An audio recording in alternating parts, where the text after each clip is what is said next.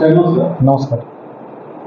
आता बरोबर चालू होत आहे त्या पार्श्वभूमीवर आपली पोलीस काय तयारी केली कशा प्रकारचे या वर्षी आपण गणपती उत्सव सुरू होण्यापूर्वी जे आपले रेकॉर्डवरचे गुन्हे आहेत, ज्यांच्यावरती 2 किंवा 2पेक्षा जास्त गुन्हे आहेत, अशा लोकांना या ठिकाणी आपण 144(2) प्रमाणे त्यांना हद्दपार करण्याचा या ठिकाणी प्रस्ताव जवळजवळ 50 लोकांवरती आपण ते प्रस्ताव पाठवलेले आहेत.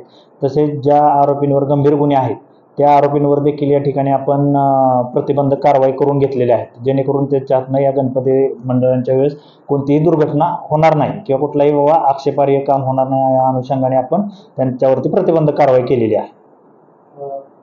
पोलीस परिषद येणाऱ्या गावांमध्ये कशा प्रकारचा पोलीस बंदोबस्त आपण प्रत्येक मंडळाला एक पोलीस अंमलदार किंवा अधिकारी म्हणजे त्या क्षेत्रामध्ये एक अधिकारी सुपरवायझर म्हणून दिलेला आहे. प्रत्येक पोलीस जे गणपती मंडळ आहे त्या ठिकाणी आपण एक आपला पोलीस अंमलदार ठिकाणी किंवा होमगार्ड आपण त्या ठिकाणी देणार आहोत. तो त्या ठिकाणी मंडळाला दररोज भेटी देणार, त्यांच्या ठिकाणी आरतीला हजर राहणार, त्यांच्या कार्यक्रमाला हजर राहणार.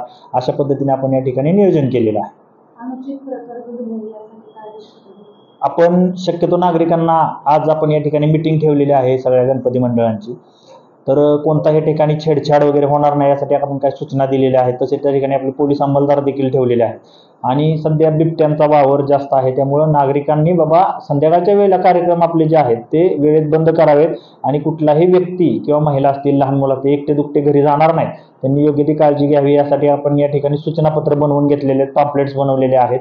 तर त्या देखील आपण या ठिकाणी फ्लॅश करणार आहोत. प्रत्येक मंडळांना आपण काही लेखी सूचनांचं या ठिकाणी आपण त्यांना देणार आहोत, त्यांना नोटीस देणार आहोत, जेणेकरून त्या नोटिसीमध्ये ज्या सूचना दिल्या त्यांचं तंतोतंत पालन करावं अशा हिशोबाने आपण नियोजन केलेलं आहे. गणेशोत्सव काळामध्ये मोठ्या प्रमाणात छोटे मोठे कार्यक्रम घेतले जातात.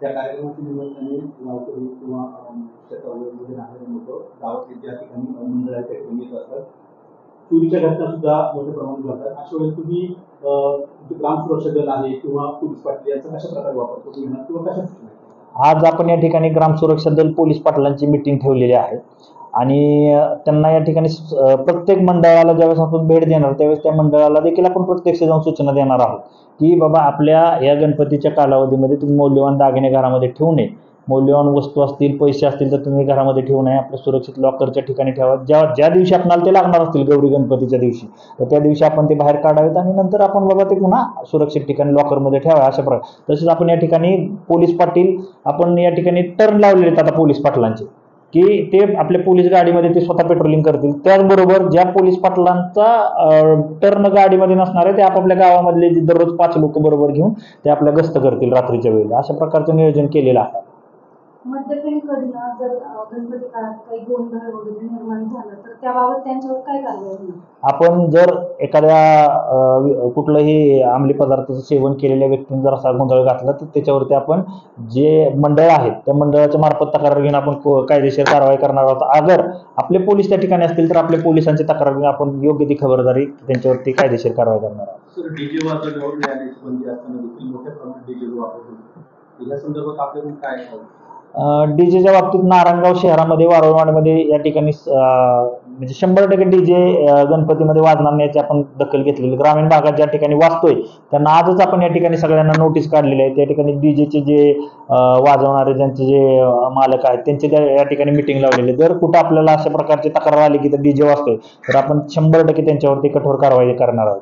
तर डीजे बरोबर आता लेझर लाईटचं सुद्धा एक फॅड आलेलं आहे. लेझर लाईटच्या माध्यमातून आपल्या महाराष्ट्रामध्ये अनेक ठिकाणी डोळ्यांचे प्रॉब्लेम, डोळ्यांना इजा झाल्याचे प्रकार आहे.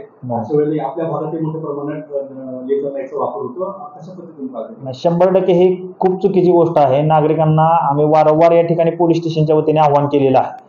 काही लोक 100% ते त्रासलेले आहेत या डीजेला, लेझरला, परंतु हे डीजे वाजला पाहिजे आणि लेझर वाजला पाहिजे म्हणून प्रयत्न करणारे पण त्यांना सपोर्ट, चुकीच्या गोष्टीला सपोर्ट करणाऱ्यांची पण संख्या भरपूर आहे. तर मी अशा व्यक्तींना या ठिकाणी आव्हान करेल की ही डीजेमुळं किंवा लाईटमुळं एखाद्याच्या डोळ्याचं नुकसान होऊ शकतं. डीजेमुळे एखादा हार्ट पेशंट असेल तर त्याला बाबा म्हणजे कोणत्याही प्रकारचं त्याचं खूप मोठं नुकसान होऊ शकतं. तर माझं त्या ठिकाणी जे अशा लोक डीजे वाजवण्यासाठी सपोर्ट करणाऱ्या लोकांना माझं आव्हान आहे की कृपा करून पोलीस जर त्या ठिकाणी कारवाईला केले तर तुम्ही त्या ठिकाणी त्या डीजे वाल्यांची बाजू घेऊ नका, किंवा तो डीजे अजून साहेब 10 मिनिटं वाजू द्या, 5 मिनिटं वाजू द्या, अशा प्रकारचं तुम्ही कुठल्याही प्रकारची पोलिसांची हुज्जत घालू नका. पोलिसांना सहकार्य करावं एवढीच मी या ठिकाणी नागरिकांना आव्हान करतो. गणेशोत्सव मंडळ आलं किंवा ते गावातले कार्यकर्ते किंवा तिथे गणपती मंडळामध्ये जे काही सभासद असतील ते कुठल्या ना कुठल्या नेत्याचे चाहते असतात. समजा तुम्ही डीजे लावला, त्यांनी त्या नेत्याला फोन केला, त्या नेत्याचा तुम्हाला फोन आला, त्यावेळेस तुम्ही थांबण्यात का कारवाई करा? नाही, 100% म्हणजे आमच्या शब्दाला किंमत दिली आणि त्यांनी जर या ठिकाणी डीजे वाजवला नाही तर आम्ही 100% त्यांना थोडंसं एक चान्स देऊ. परंतु जर त्यांच्यामध्ये अशा प्रकारची भूमिका असेल की आमचं बाबा कोणी आम्हाला काय बोलू शकत नाही, आम्ही वाजवणारच, तर 100% त्यांच्यावरती मी शब्द देतो की कठोर कारवाई होणार म्हणजे होणार. आमच्या वरिष्ठांनी याबाबत आम्हाला स्ट्रिक्ट सूचना दिलेल्या आहेत की जर समजा एखादा व्यक्ती बाबा त्याला वारंवार सूचना देऊन देखील तो त्या आदेशाचं पालन करत नसेल तर त्याला गुन्हा दाखल करून कायदेशीर कारवाई करावी. साहेब, गणेशोत्सव काळामध्ये अनेक मंडळं आपले कार्यक्रम घेत असतात. ते कार्यक्रमांना रात्रीची किती वेळ आहे आणि आवाजाची काय मर्यादा असणार? या ठिकाणी आपण जे आता नोटीस देणार आहोत त्या नोटीसमध्ये प्रत्येक मंडळाला आवाजाच्या मर्यादेचं लिमिट ठरवून दिलेलं आहे. त्या आवाजाच्या मर्यादेचं प्रत्येकाने पालन करावं. त्याचबरोबर आपल्या वेळेचं संध्याकाळी प्रत्येक गणपती मंडळाला आपण संध्याकाळी 10 वाजेपर्यंत टाईम दिलेला आहे. 10 वाजेपर्यंत त्यांनी आपले सगळे जे कार्यक्रम आहेत ते आटपून घ्यायचे आहेत. दुसरी गोष्ट, पावसाळ्याचे दिवस आहेत, बरेचशा मंडळांचं जे लाईटचं कनेक्शन असते ते बऱ्याच ठिकाणी ते व्यवस्थित रीतसर MSEBची परमिशन घेऊन लावत नाहीत आणि भविष्यामध्ये ते काय पावसाचे दिवस आहेत तर करंट वगैरे लागण्याची किंवा असं काय दुर्घटना होण्याची शक्यता नाकारता येत नाही. तर त्यांनी त्या हिशोबाने बाबा त्या ठिकाणी आग विझवण्याची यंत्रणा त्या ठिकाणी त्यांनी स्वतःची लावली पाहिजे. त्याचबरोबर असं काय दुर्घटना होणार नाही, कुठं शॉर्ट सर्किट होणार नाही ह्याची देखील प्रत्येकाने या ठिकाणी काळजी घेणं गरजेचं आहे.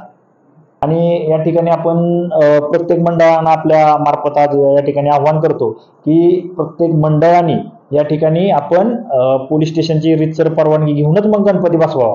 कारण बऱ्याच वेळा काय होतं की परमिशन न घेता या ठिकाणी गणपती बसवला जातो, पुन्हा त्या ठिकाणी काय दुर्घटना घडली, काय चुकीचा प्रकार घडला तर त्या ठिकाणी जे आयोजक आहेत त्यांच्यावरती गुन्हा दाखल होतो की बिना परमिशन ह्यांनी गणपती बसवला. त्यामुळे त्यांनी माझं आव्हान आहे आपल्या मार्फत त्यांना की त्यांनी बिना परमिशनचा गणपती बसवू नये आणि पोलीस स्टेशनची रीतसर परवानगी घेऊनच गणपती बसवावा.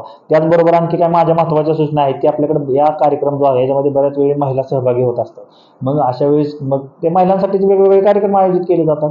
महिला येताना जाताना बाबा त्यांची छेड काढली जाणार नाही, त्या कार्यक्रमांमध्ये त्यांना कोणी चुकीच्या प्रकारची वागणूक देणार नाही ह्याची देखील मंडळाने या ठिकाणी काळजी घेते. यावेळेस माननीय पोलीस अधीक्षक साहेब आपले संदीप शेख गिल साहेब, अप्पर पोलीस अधीक्षक श्री रमेशजी चोपडे साहेब आहेत, आमचे नवीन DYSP श्री पाटील साहेब आहेत.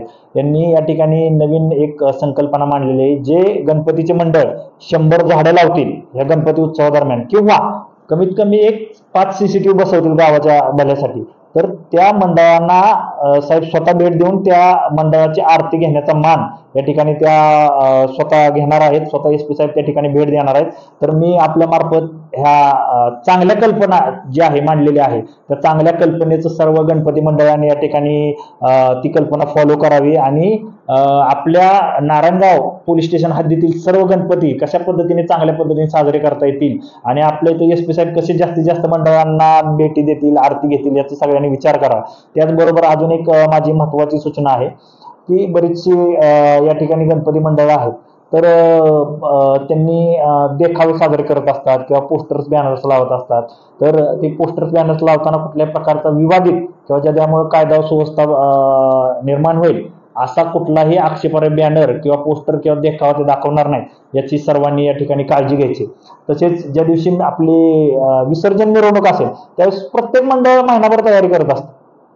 तर ज्याला त्याला वाटतं की मला जास्तीत जास्त मला ते ढोल ताशे वाजवण्याची संधी मिळाली पाहिजे, परंतु बाबा आपल्या पाठीमागं अजून समजा 30 मंडळांची मिरवणूक असेल तर आपल्या पाठीमागे 29 मंडळ आहेत आणि बाबा त्यांना पण संधी मिळाली पाहिजे. ह्या गोष्टीचा विचार करून आपण या ठिकाणी मागच्या वेळेस जसं आपण टायमर लावला होता छत्रपती शिवाजी महाराज चौकांमध्ये देखील आपण 10 मिनिटाचा प्रत्येकाला वेळ देणार आहे. त्याचबरोबर आपलं पूर्ववेशीपाशी देखील आपण प्रत्येकाला 10 मिनिटाचा वेळ देणार आहे. 10 मिनिटं झाल्यानंतर मी प्रत्येक मंडळाला आव्हान करतो की आपले 10 मिनिटं संपल्यानंतर आपण या ठिकाणी पुढे निघायचं आणि दुसऱ्या मंडळाला चान्स द्यायचा. त्याचबरोबर ज्यावेळेस आपली लाईन लागते, मागच्या वेळेस थोडासा गोंधळ झाला होता की ज्यावेळेस जिथून आपल्या बस स्टँडच्या इथून ज्यावेळेस गणपती मंडळाची लाईन लागते त्यावेळेस बरेच मंडळ मध्ये घुसण्याचा प्रयत्न करतात. तर माझं या ठिकाणी प्रत्येक मंडळांना आव्हान राहील की आपण कुठल्याही त्या लाईनमध्ये मध्ये घुसण्याच्या ऐवजी आपण बस स्टँडला विळखा घालून त्या लाईनमध्ये उभं राहावं, जेणेकरून बाबा म्हणजे जे अडचण जी होते, ट्रॅफिकची जी समस्या होते किंवा बाबा मध्ये घुसण्यावर जे वादविवाद होतात ते होणार नाही. त्यामुळे यावेळेस देखील आम्ही फक्त त्या लाईनमध्ये लावण्यासाठी आमचा एक अधिकारी आणि 10 लोकांची आम्ही त्या ठिकाणी टीम लावलेली, मध्ये कुठलंही मंडळ घुसणार नाही. आणि त्याचबरोबर पोलिसांना या ठिकाणी इथनं मागं नारायणगावकरांनी खूप चांगलं सहकार्य केलेलं आहे. म्हणजे पोलिसांच्या प्रत्येक आपण 12 वाजेपर्यंत प्रत्येक मिरवणूक जी आहे आपल्या तिथली ती व्यवस्थित शांततेत पार पाडण्यामध्ये आपल्याला आतापर्यंत यश आलं. यापुढे देखील तुम्ही असंच पोलिसांना सहकार्य करावं. पोलिसांना ज्यावेळेस तुम्हाला सांगेल की बाबा तुमचे 10 मिनिटं झाले, तुम्ही पुढे चाललं, त्यावेळेस आमच्या शब्दाला किंमत द्यावी आणि आपण पुढे निघावं, असे या ठिकाणी आम्ही आपल्या मार्फत नागरिकांना आव्हान करतो. तसेच जी गणपती मंडळ या ठिकाणी काही नाविन्यपूर्ण योजना राबवणार आहे किंवा काहीतरी बाबा समाज उपयोगी काहीतरी उपक्रम राबवणार, त्यांना देखील नारायणगाव पोलीस स्टेशनच्या वतीने आपण त्यांना योग्य ते बक्षीस देणार आहोत. तर त्याची देखील या ठिकाणी नागरिकांनी थोडीशी दखल घ्यावी, असं मी या ठिकाणी नागरिकांना आव्हान करतो. आणि सर्वांना या ठिकाणी पुन्हा एकदा की आपलं जे मौल्यवान दागिने असतील, आपले जे पैसे असतील, तर ते त्यांनी सुरक्षित ठिकाणी ठेवावं असं मी. आणि कुठलाही या ठिकाणी कायदा व सुव्यवस्थेचा प्रश्न निर्माण होणार नाही, वादविवाद होणार नाही, याची सगळ्यांनी काळजी घ्यायची अशी मी या ठिकाणी अपेक्षा व्यक्त करतो. सर्वांना नारायणगाव पोलीस स्टेशनच्या वतीने सर्वांना गणेश उत्सवाच्या खूप खूप शुभेच्छा देतो आणि थांबतो. जय हिंद, जय महाराष्ट्र.